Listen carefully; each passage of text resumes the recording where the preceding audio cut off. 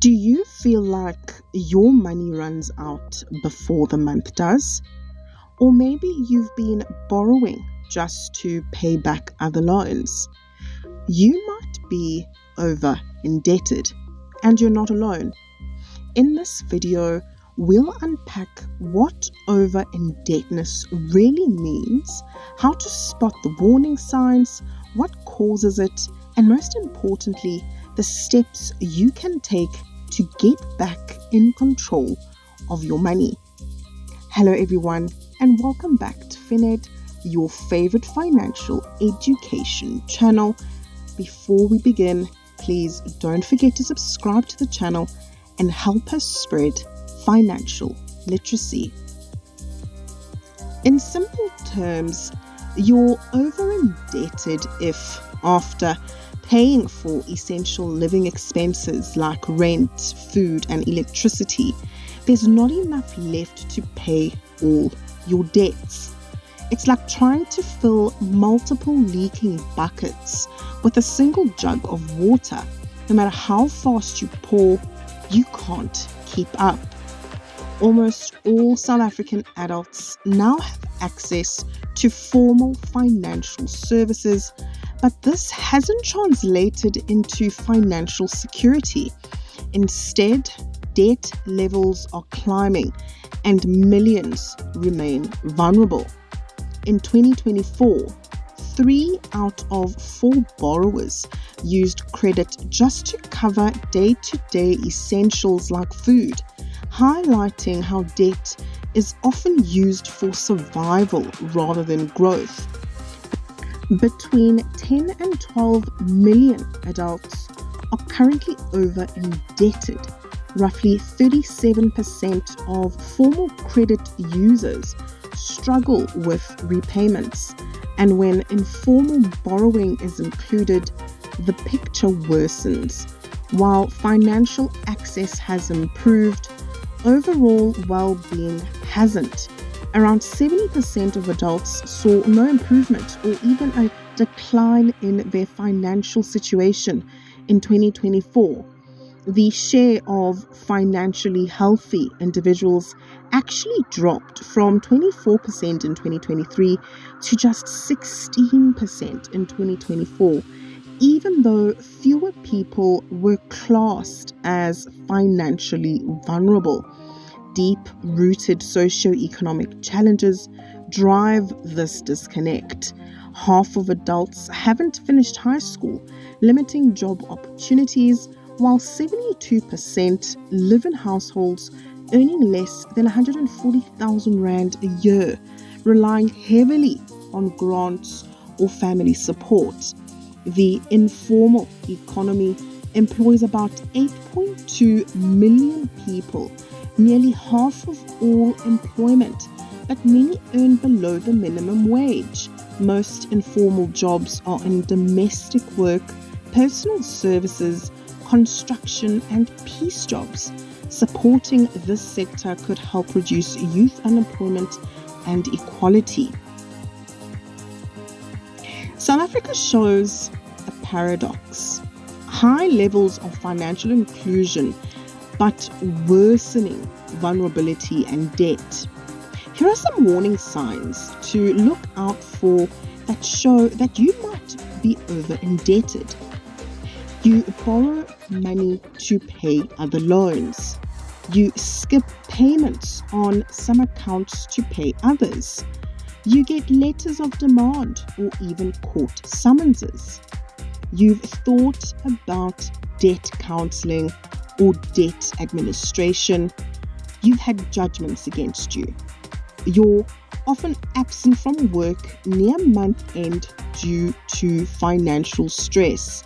You constantly feel anxious about money, and you've fallen for scams or fraud because you're desperate for quick cash. Over-indebtedness doesn't just happen overnight. It's often a mix of the following: lifestyle indulgence, which is living beyond your means; not understanding financial products; This is like paying for multiple funeral policies that you can't afford, and you'd be very surprised how many people do this. Poor planning. You have no budget, no savings buffer, such as an emergency fund. Social pressure. Keeping up with friends or family expectations. Stop trying to keep up with people who do not care about you, who are in different tax brackets than you, and have totally different lifestyles, problems, and responsibilities than you. Life changes.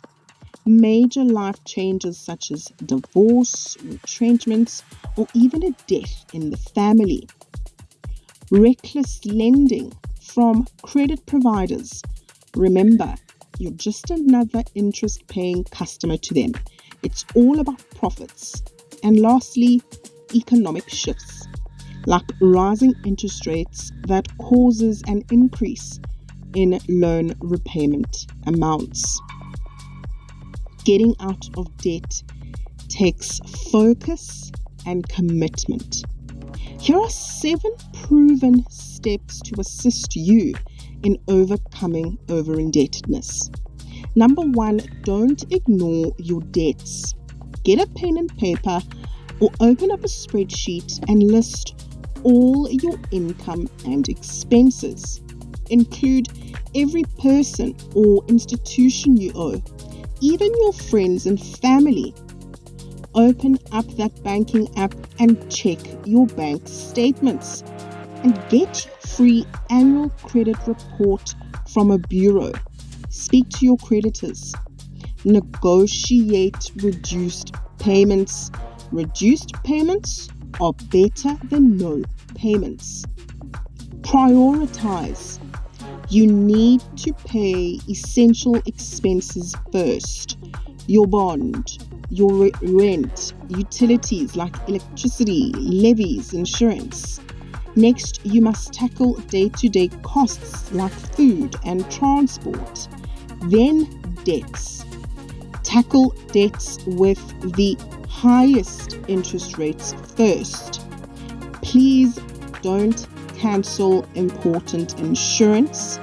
Rather, shop around for better rates with other insurers instead. Number 3, avoid borrowing to pay debts. This is just going to create a bigger hole.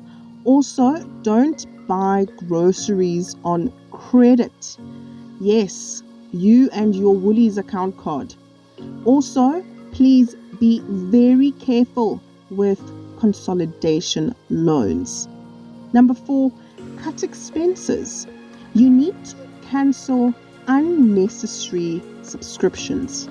I'm sorry, you might have to rethink that DSTV subscription, that Netflix or Showmax subscription to delay luxury purchases and return goods you can't afford before they get repossessed. Number 5, act before repossession. Whether it's the flat, the furniture, or your Mercedes, once the items or the goods are taken, you lose both the item and the value you've already paid. Number 6, start saving. Guys, even a small emergency fund helps you avoid future debt. Start with as little as 100 Rand or 150 or 300 Rand. Lastly, get help. A registered debt counselor can negotiate with creditors and protect you from legal action. Some of you may not know this, but in South Africa, every time you use credit, your payment history is recorded by credit bureaus like TransUnion and Experian. They track both good and bad payment history. So that means you're entitled to 1 free report per year from each bureau. Use it to check your status, spot errors, and fix any inaccuracies. If you find something wrong, like a debt that should not be there, challenge it. The Bureau has 20 business days to respond. If they don't, escalate it to the credit ombud. It's free of charge. So, how long does debt stay on your record? Negative listings don't stay forever. Missed payment classifications, 1 year. Judgments, up to 5 years or until settled. Debt restructuring is until a clearance certificate is issued. And sequestration, 5 years or until rehabilitation.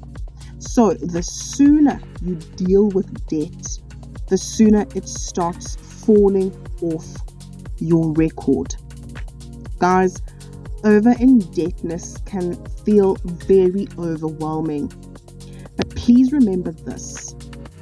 It's not a life sentence.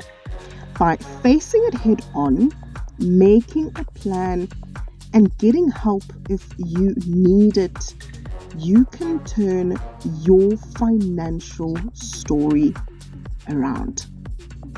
If you found this video helpful, hit like, subscribe for more financial education, and share it with someone who might be struggling with debt.